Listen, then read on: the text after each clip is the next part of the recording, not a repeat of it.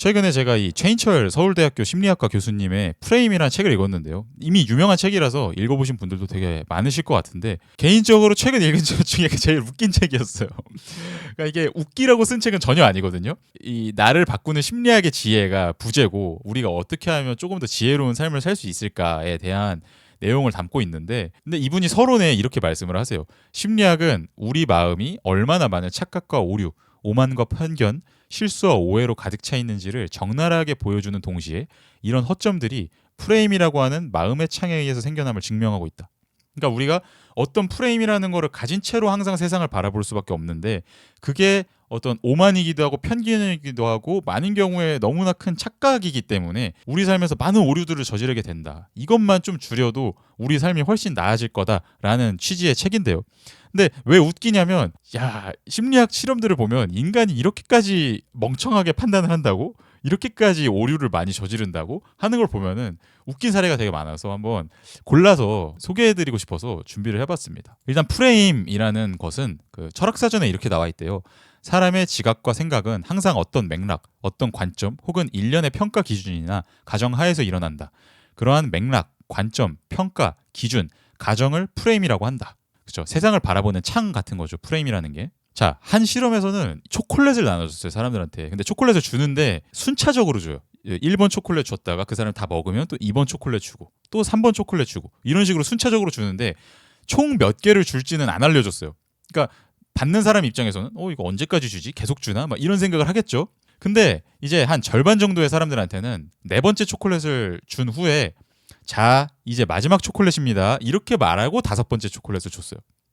그 다음에 나머지 절반 사람들한테는 그냥 이런 말 없이 마치 다음번에 또 줄 수도 있을 것처럼 그냥 평범한 초콜릿인 것처럼 다섯 번째 초콜릿을 줬습니다. 그러니까 매우 흥미롭게도 그렇게 이게 마지막 초콜릿입니다 라고 말한 사람들 중에서는 나중에 어느 초콜릿이 제일 맛있었나요? 라고 하니까 64%가 그 마지막 초콜릿이 제일 맛있었다고 답했다는 거예요. 근데 나머지 그룹에서는 22%만 그러니까 약 5분의 1 정도 되는 거죠. 나머지 그룹에서는 22%만 이렇게 대답을 했다는 거예요. 그러니까 똑같은 초콜릿임에도 불구하고 괜히 마지막 초콜릿이라고 하니까 사람들이 마지막이야? 하면서 그동안에는 대충 먹다가 더 맛을 잘 느끼려고 했는지 모르겠지만 더 집중해가지고 먹어서 그런지 모르겠지만 같은 초콜릿인데도 훨씬 더 많은 사람들이 맛있다고 답을 했다. 이것도 프레임인 거죠. 어떤 동일한 대상에 대한 경험을 분명히 하는 건데 내가 어떤 프레임에서 그 대상을 바라보냐 이게 마지막 것이고 특별한 것이라고 생각하냐 아니면 그냥 평범하고 스쳐 지나가는 것이라고 프레이밍을 하냐에 따라서 너무 이 세상이 달라 보인다라는 거고 그 다음에 이 순서의 중요성 이것도 이 책에서 여러 사례가 등장을 해요. 자, 어떤 사람한테 물어봤어요. A 질문지에는 당신은 요즘 얼마나 행복하신가요? 이게 먼저 나오고 그 다음에 당신은 지난달에 데이트를 몇 번 했나요? 이렇게 물어봤습니다. 그 다음에 다른 질문지에서는 다른 사람들한테는 당신은 지난달에 데이트를 몇 번 했나요? 그 다음에 당신은 요즘 얼마나 행복하신가요? 이렇게 물어보니까 첫 번째 순서대로 물어봤을 때는 이 데이트 횟수와 행복 사이의 상관관계가 0.1 정도가 있었다 해요. 그러니까 상관관계가 있긴 한데 데이트 횟수가 많았던 사람들이 더 행복하다고 답을 하긴 하나 그 상관관계가 높진 않았다. 근데 이 질문의 순서를 바꿨을 뿐인데 이 둘 사이의 상관관계가 0.6으로 어마어마하게 많아졌다. 굉장히 흥미로운 사례였고요. 그 다음에 이런 것도 있어요. 사람들한테 어떤 사람에 대한 특징이라고 하면서 알려줬어요. 근데 똑같은 아이템들입니다. 똑같은 성격 특징인데 순서만 바꿔서 알려준 거예요. 첫 번째로는 지적이다, 부지런하다, 충동적이다, 비판적이다, 고집이 세다, 질투심이 강하다. 질투심이라고 썼네요, 제가. 질투심이 강하다. 두 번째에는 질투심이 강하다를 제일 먼저 알려주고 그 다음에 고집이 세다, 비판적이다, 충동적이다, 부지런하다, 지적이다 이렇게 거꾸로 말한 거예요. 첫 번째 사례는 앞부분에다가 되게 좋은 것들을 해놓고 뒤로 갈수록 나쁜 거고 두 번째는 앞에다가 나쁜 거를 몰빵해놓고 뒤에다가 좋은 거를 말했잖아요. 그러니까 분명히 똑같은 성격 특질인데도 불구하고 사람들은 A 조건의 사람이 훨씬 더 이 사람 괜찮은 사람인데요 라고 답을 한 비율이 높았다고 합니다.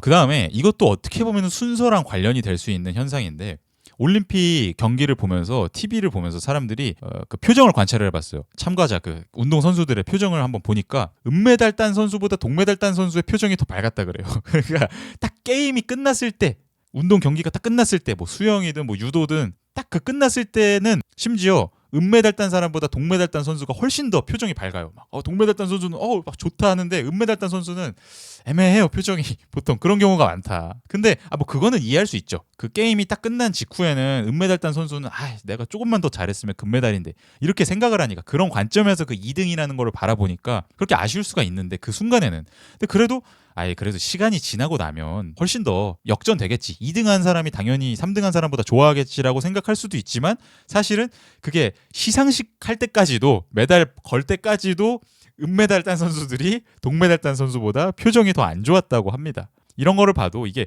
어떤 순서로 우리가 바라볼 것이냐. 은메달을 딴 경우에는 이게 금메달을 딸 수도 있었는데, 그 순서에서 이 금메달까지 먼저 마음이 가놓은 상태에서 거꾸로 돌아와가지고 은메달이라는 거를 받아들이니까 조금 안 좋게 보이는 거고, 동메달을 딴 선수들 같은 경우에는 일반적으로 막 어차피 1등까지는 못 가는 거고, 그래도 내가 4등은 안 했다. 4등이면은 노메달인데 3등 해가지고 동메달 땄다. 이런 관점에서 생각을 하니까 더 행복했다라는 거죠. 네, 그 다음에 이것도 진짜 웃긴데, 여러분이 이 글자가 뭐로 보이세요? 애매하잖아요. 이게 13이야, 알파벳 B야. 좀 애매하죠? 한국 사람들은 물론 이제 알파벳을 안 쓰니까 13이라고 생각할 확률이 더 높을 것 같은데, 미국 사람들이나 영어 서구식 알파벳을 쓰는 사람들한테는 이게 13이냐 B냐 되게 애매해 보이는 그림인데, 이거를 한 그룹의 사람들한테는 이렇게 말했어요. 컴퓨터 화면에 숫자가 나오면은 오렌지 주스를 마실 거고요. 그 다음에 글자가 알파벳이 나오면은 향이 좀 안 좋은 건강 주스를 마실 거예요. 이렇게 알려줬습니다. 그리고 나머지 그룹한테는 반대로 알려줬어요. 반대로 알파벳이 나오면 오렌지 주스를 마시고 숫자가 나오면 건강 주스를 마실 거다. 이렇게 알려줬어요. 그리고 참고로 이거는 화면을 굉장히 빠르게 지나가게 만들어놨기 때문에 차분하게 판단하면서 내가 생각을 할 시간은 전혀 없었다고 해요. 근데 되게 흥미롭게도 글자가 나오면 오렌지 주스를 드릴게요 라고 말한 그룹은 이거를 다 알파벳 B라고 말했다고 합니다. 그럼 비율이 굉장히 높았고, 반면에 숫자를 봐야지 오렌지 주스를 드립니다 이렇게 말한 사람들은 이게 숫자로 보였다고 해요. 그러니까 그 사람들이 자기 기만을 하면서 자기를 속인 게 아니라 정말로 이게 좀 정밀하게 과학적으로 검사를 해봤더니, 뭐 어떻게 검사해봤는지 모르겠지만 딱 이거를 보는 그 찰나의 순간에 이미 이거는 알파벳이다, 이거는 숫자다, 이렇게 판단을 내려버렸다고 해요. 그러니까 이게 내가 어떤 보상을 받을 거냐, 어떤 조건에서 어떤 보상을 받을 거냐가 이거 똑같은 시각적인 자극인데도 불구하고 전혀 다른 판단을 내리도록 만들 수가 있다라는 거죠. 내 뇌에서 이미, 내가 머릿속에서 이미 나를 속이고 있어요. 이미 나는 알파벳을 봐야 돼, 알파벳을 봐야 돼, 이렇게 생각을 하고 보니까 딱 알파벳이 나와버리는 거죠. 자체 가스라이팅, 그죠? 그리고 이 책에서 자기중심성의 프레임도 하나의 커다란 주제로 등장을 합니다. 사람이 참 자기중심적이다. 자기의 관점에서 모든 것을 바라보려고 하고, 타인이 이 상황에 대해서 어떻게 바라볼지 이거에 대해서는 그 자기가 생각하는 자기의 관점만큼 잘 존중을 안 해준다라는 게 골자거든요. 예를 들면 이게 저도 이거를 좀 가끔씩 하는데, 이렇게 박자만 알려주고 노래 맞추기 하는 거 알아요? 예를 들어서 오필슨 코리아다 그러면 이러면은 오 필슨 코리아 이거잖아요. 이렇게 박자만 알려주고 노래 맞추기를 할 때 이거를 두드리는 사람은 상대가 50% 이상 확률로 맞출 거라고 생각을 한대요. 이거 오필슨 코리아잖아, 왜 못 맞춰 이거? 이거 충분히 맞출 수 있는데, 이렇게 생각을 하는데, 실제로 그 노래를 맞추는 비율은 2.5%에 불과하다고 해요. 그러니까 나는 이미 노래를 알고 있고 내 관점에서 보면은 박자가 너무 명확하잖아, 이거 왜 못 맞춰, 이렇게 생각이 들지만, 타인이 보기에는 똑같은 박자임에도 불구하고 전혀 맞출 만한 걸로 보이지가 않는다라는 거죠. 이거에 대해서 우리는 생각보다 상대방의 입장을 생각하지 못한다. 그래서 이런 인용문을 가져왔습니다. 다시 말해서 나의 입장에서 타인은 짧은 시간에도 파악할 수 있는 단순한 존재이지만, 나 자신은 그 누구에 의해서도 쉽게 파악할 수 없는, 그래서 오랜 시간을 들여야 제대로 이해될 수 있는 복잡한 존재로 보고 있다는 얘기다. 이러는데 이게 무슨 소리냐면, 그 실험을 해봤더니 사람들이 자기 자신에 대해서는 상대방이 나를 몇 번 봤다고 해도 나라는 인간을 잘 이해하지 못한다고 생각해요. 나라는 인간이 얼마나 이런 다단한 면모가 많은데 상대가 나를 이렇게 몇 번 봤다고 나에 대해서 다 이해를 했겠어, 이렇게 생각한다는 거예요. 근데 웃긴 게, 그럼 그 똑같은 기준을 타인한테도 적용해야 되잖아요. 타인을 몇 번 만나봤어요. 그러면 인간이라는 게 얼마나 복잡한데 내가 저 사람을 몇 번 만나봤다고 저 사람에 대해서 다 이해를 했겠어. 이렇게 생각해야 공평한 사고잖아요. 근데 사람들은 전반적으로 타인에 대해서는 몇 번 정도 보고 나면은 나는 저 사람을 다 파악했다. 이렇게 판단을 내려버린다는 거예요. 자기한테 적용하는 그 기준을 타인한테는 적용을 안 한다라는 겁니다. 그잖아요. 우리가 실제로도 누군가를 만나고 그러면은 막 어마어마하게 많은 횟수를 만나고 엄청 많은 시간을 함께하지 않더라도 이 정도면 다 파악됐지. 저 사람 딱 봐도 별로다. 아니면은 저 사람은 딱 봐도 굉장히 똑똑하고 자기 삶을 잘 살아가는 사람인 것 같은데 막 이렇게 판단을 하기도 하고 남에 대해서는 너무 쉽게 판단을 내린다. 나는 복잡하다고 생각하면서. 네, 그리고 또 이 후견지명의 사례도 굉장히 재밌습니다. 후견지명이 뭐냐면 이미 어떤 일이 일어나고 나서 뒤를 돌아보면서 뭐 그래가지고 이런 일이 일어났구만 뻔하다 이렇게 생각하는 게 후견지명이에요. 그렇지, 그럼 그렇지 이러는 거. 근데 사실은 그때는 그 당시에는 전혀 예측하지 못했으면서 괜히 그게 나중에 보면은 마치 확률이 굉장히 높았던 일인 것처럼 사람이 자기 자신을 속인다는 거예요. 그러니까 예를 들어서 여기 책에 나오는 사례가 2002년 월드컵 미국전에서 페널티킥을 이천수 선수가 찰 것처럼 공을 만지다가 결국에 이을용 선수가 찼다고 해요. 근데 그걸 못 넣은 거예요. 그러니까 사람들의 반응이 그때 저 겁없는 선수 이천수한테 맡겨야지 저거를 왜 갑자기 이을용이 차냐 이런 식으로 되게 많은 사람들이 반응을 했다는 거예요. 이천수가 찼어야 넣는 건데 괜히 이을용이 찼다. 근데 이거를 이 최인철 교수님은 이거는 너무 결과론적이다. 만약에 성공했으면 역시 그 당시에 이천수 선수는 굉장히 신인이었고 그러니까 경험 없는 이천수보다는 노련한 이을용이 역시 차야지. 이런 큰 무대에서는 그리고 이런 긴장의 상황에서는 노련한 선수가 차야지. 이렇게 반응할 거라는 거예요.